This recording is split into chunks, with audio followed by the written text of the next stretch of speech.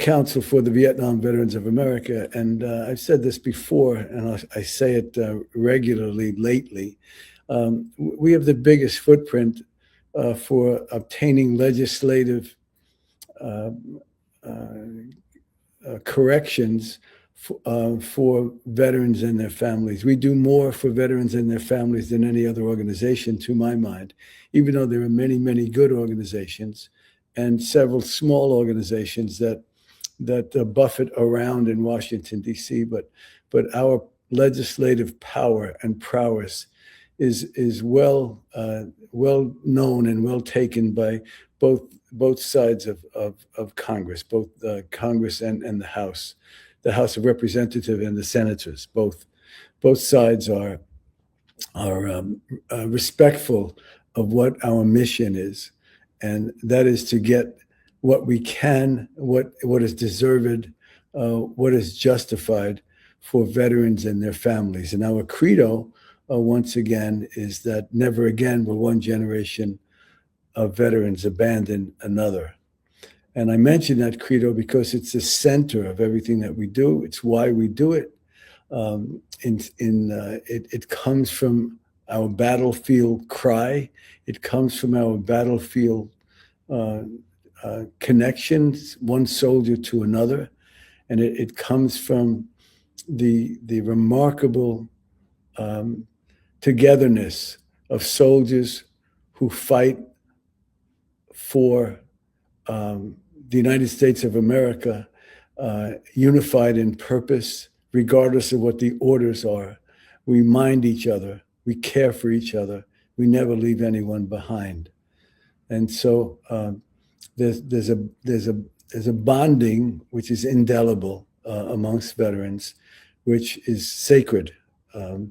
And the Vietnam Veterans of America, as everyone knows, came home to a nation in turmoil, different from the turmoil at the current moment, but turmoil about the war was a big play in the late 60s and early 70s when I was in Vietnam. I was in Vietnam in 1968 and 69.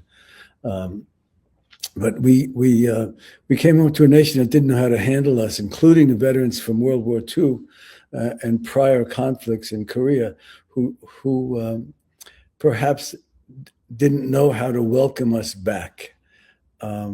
And the nation didn't know how to welcome us back. So we came home and took our uniforms off as soon as possible, so that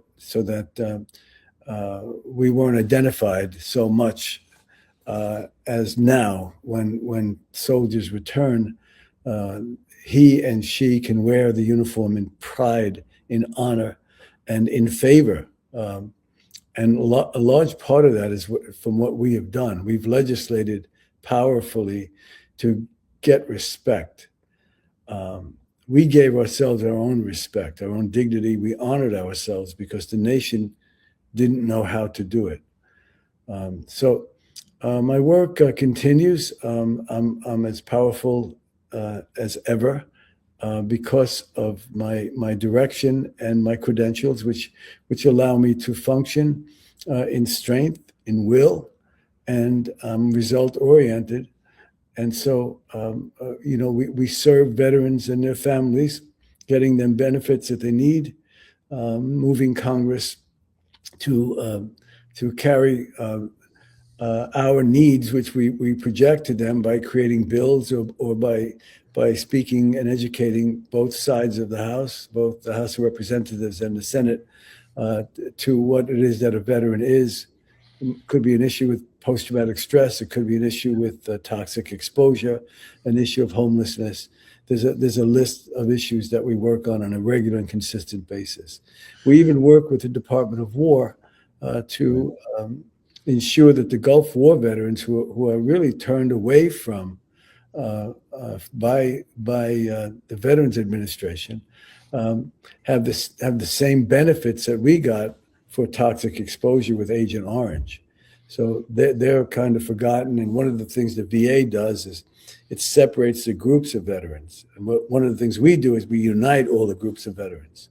I serve as much for Gulf War veterans and for veterans of the conflicts that came after my war as I do for us, for Vietnam veterans.